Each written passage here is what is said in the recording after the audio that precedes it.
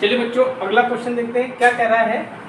एक phasic transformer no load, देखिए no load का हो चाहे खुला खुला परिपथ का हो, टेस्ट एक ही होता है, में निम्न डाटा प्राप्त होता है।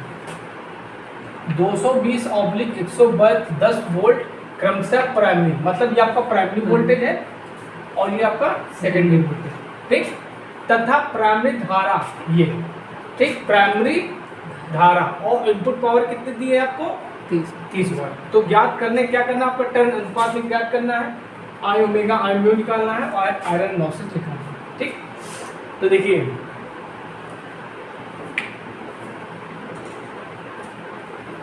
ठीक, देखिए by the transformation ratio, transformation ratio क्या होता है, ट्रांसफॉर्मेशन रेशियो, ठीक, क्या होता है V2/V1 N2/N1 E2/E1 I1/I2 equal to K होता है। ये बच्चों आपको ट्रांसफॉर्मेशन रेशियो याद ही रखना है, ये ब्रह्मास्त्र है आप लोगों के। अब इन्होंने क्या दिया है प्राइमरी, तो ये आपका प्राइमरी हो गया, ठीक। हमको क्या निकालना है, टर्न अनुपात निकालना है, ठीक। तो टर्न अनुपात क्या होगा N2/N1 होगा, ठीक। तो N2/N1, तो देखिए इन्होंने प्राइमरी दिया है तो प्राइमरी आपका ये है, तो प्राइमरी को नीचे रख दो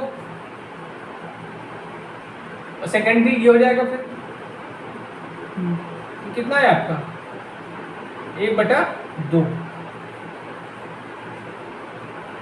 ठीक। और अगर आप N1/N2 निकालोगे तो कितना आ जाएगा, 2 ही आएगा, ठीक। इन्होंने 2 दिए तो हमने दोनों बता दिया, ठीक। हमारे लेक्चर में भेदभाव नहीं होता, आप जैसे भी समझोगे, आप प्यार से समझोगे तो प्यार समझाएंगे, डंडे समझोगे तो डंडे से बताएंगे, ठीक। अब देखिए ये जो आपको कितनी दी है, ये पावर इनपुट पावर कितनी दी है 30 वाट। तो W इक्वल टू क्या होता है ओपन टेस्ट में V1 I0 cos फाई, याद आया। यहाँ पर आपको कितने दिए 30 वाट, सप्लाई कितना दिया इनपुट, तो दिया था इन्होंने करंट दिए, करंट दिया कुछ दिए होंगे,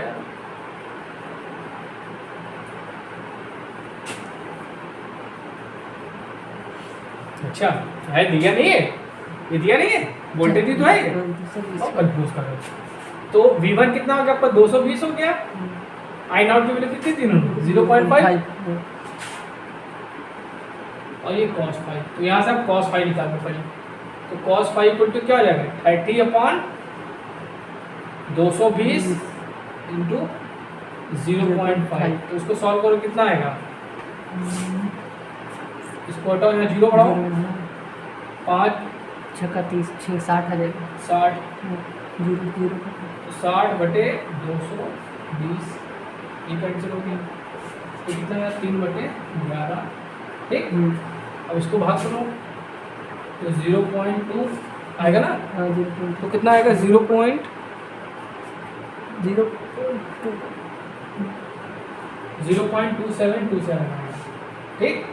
तो अगर हम यहाँ से फाई की वैल्यू निकालेंगे तो क्या होगा, कॉस इनवर्स इधर इनवर्स में चला जाएगा, उल्टा चला जाएगा, तो 0.2727, तो इसको सॉल्व करोगे तो 74 पॉइंट कितना आएगा 74.175 डिग्री, जो फाई एंगल होगा वो क्या होगा, ये आपका फाई मैक्स हो गया और ये आपका क्या हो जाएगा I0 हो गया, इसको ये मिला दो, इसको ये मिला दो, ठीक। ये आपका क्या होगा V1 हो गया, ठीक। ये जो होगा आपका क्या हो जाएगा I sin फाई 0 होगा, याद आया। ये क्या हो जाएगा I0 cos फाई 0 होगा, ठीक। ये जो एंगल है ये कितना है 74.175, ये आपका निकला है, ठीक। अब क्या निकालना है तुम्हें, टर्न्स अनुपात में निकल गया, अब तुम्हें निकालना आई ओमेगा, तो आई ओमेगा इक्वल टू क्या होता है I naught naught sine cos phi, five, हाँ cos फाइव। ठीक। Yes. तो I naught की वैल्यू क्या दी 0.5 और cos phi की वैल्यू कितनी दी थी 0.2727, यही तो था, ठीक। तो उसकी वैल्यू क्या रहेगी,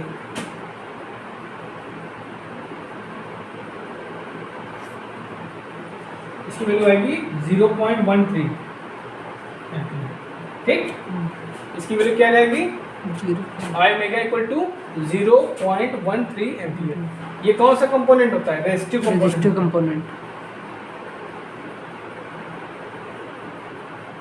इसी के कारण क्या होता है, लॉसेस होते हैं। लॉसेस अब आपको क्या निकालना है, मैग्नेटाइजिंग कंपोनेंट, मतलब आई म्यू निकालना, तो क्या हो जाएगा आई, अभी साइन फाई होता है, हाँ क्या हो जाएगा साइन फाई, ठीक। तो इसको हम ऐसे कर सकते हैं, i under root 1 minus cos square phi, लिख सकते हो, लिख सकते हो नहीं लिख सकते हो, तो पहले सॉल्व करो।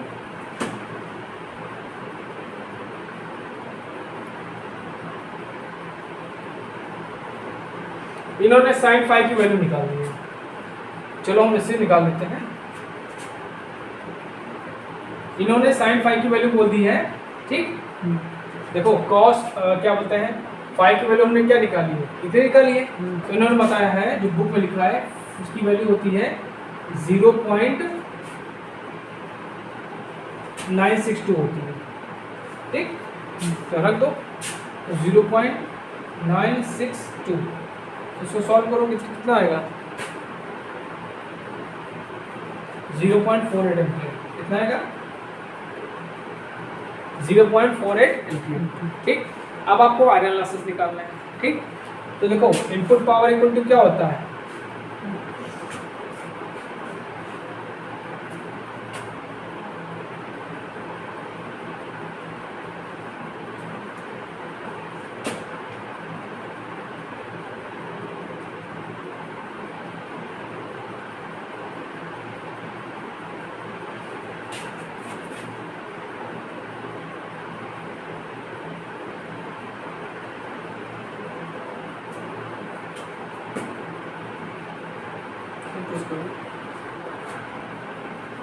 अब देखिए हमको पावर लॉसेस निकालने हैं, तो पावर लॉसेस इक्वल टू क्या रहेगा,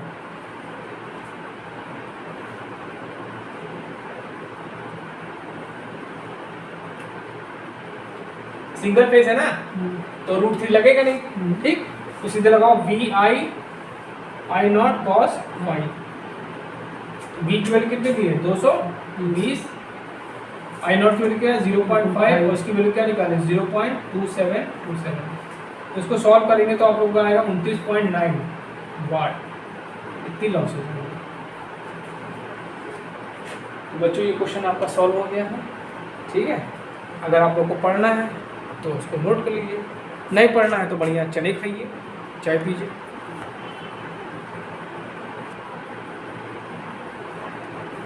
कह रहा है एक फेजी ट्रांसफार्मर जिसका विवरण निम्न है, क्या है V1 अपॉन V2, ठीक। तो ये आपका क्या है V1 अपॉन V2 कितना दिया है 1100 बटे 220, 220, ठीक। अच्छा पावर कितनी दे दी है इन्होंने 100 kV, ठीक। फ्रीक्वेंसी कितनी दे दी है हमने, फ्रीक्वेंसी 50 हर्ट्ज, फ्रीक्वेंसी से मतलब नहीं है लेकिन चलो। अब इन्होंने दे दिया है R1, R1 की वैल्यू कितनी दे दी है 1.2 और R2 की वैल्यू कितनी दी है 0.002, X1 की वैल्यू कितनी दी है 5 ओम, ठीक। और X2 की वैल्यू कितनी दी है 0.08 ओम, ठीक। पावर फैक्टर लीडिंग है तो cos फाई की वैल्यू कितनी दी थी उन्होंने 0.6, ठीक 0.6 है। तो यहाँ पे अगर हम sin फाई की वैल्यू निकालेंगे तो क्या आएगी 0.8 आएगी, ठीक। क्योंकि 1 माइनस वाला अंडर रूट वाला फॉर्मूला लगाएंगे, ठीक ये हो जाएगा, ठीक। अब चलो क्या करते हैं वोल्टा रेगुलेशन निकालते हैं, ठीक। तो देखिए यहाँ अब देखो V2 बाई V1 क्या हो जाएगा 220 बटे 1100 कैंसिल हो गया तो कितना आया 1/5 आया। ठीक समझ में आया इतना। अब देखो यहाँ पे क्या है, यहाँ पे ट्रांसफार्मर है। अब देखिए क्या करेंगे, यहाँ पे हमने आपको बताया था ट्रांसफार्मर का इक्विवेलेंट डिस्टेंस वो सर्किट।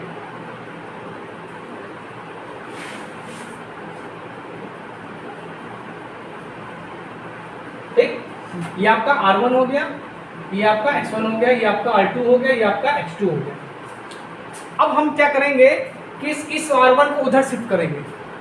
ठीक, क्योंकि वोल्टेज रेगुलेशन लगाना है तो उसमें यहाँ पे जो टोटल रेजिस्टेंस बनेगा उसका फॉर्मूला लगेगा। ठीक, तो हमने बताया था कि जब प्राइमरी को सेकेंडरी में ट्रांसफर करते हैं तो टोटल रेजिस्टेंस क्या हो जाता है, यहाँ का मान लेते हैं R02।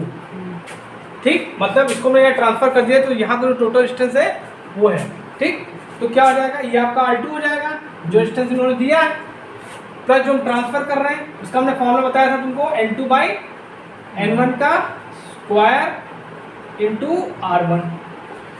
देखा था लेक्चर है, देखा था हमको नहीं तो देखा था। चलो ठीक, तो R2 वैल्यू उन्होंने कितनी दे दी है, ये दे दी है ना, देखो 0.002 और यहाँ पे N2 बाई ये हो जाएगा। ठीक,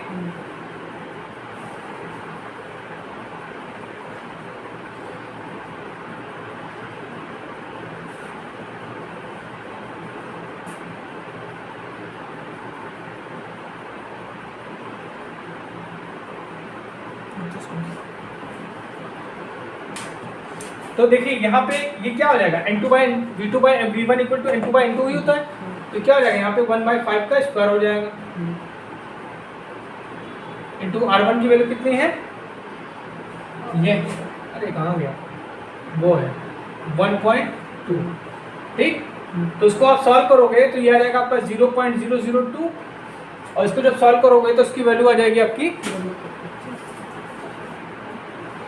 इसको करोगे तो आ जाएगा आपका 0.048। तो इसको टोटल डिस्टेंस आपका कितना आ जाएगा, ये आ जाएगा आपका भैया क्या आएगा 0.05 ओम। तो यहाँ का जो डिस्टेंस आ जाएगा कितना आ जाएगा, ये आ जाएगा। इसी तरह आप x1 को भी ट्रांसफर करेंगे उधर, तो x1 इक्वल टू क्या आ जाएगा, x2 नॉट बोल देंगे इसको, ये क्या हो जाएगा, ये क्या हो जाएगा x2 plus N1 by N2 का होल ऑफ स्क्वायर और x1 की वैल्यू। ठीक, तो x1 की वैल्यू कितनी दी, x2 की वैल्यू कितनी दी 0.08 दी है और इसकी क्या हो जाएगी 25 हो जाएगी।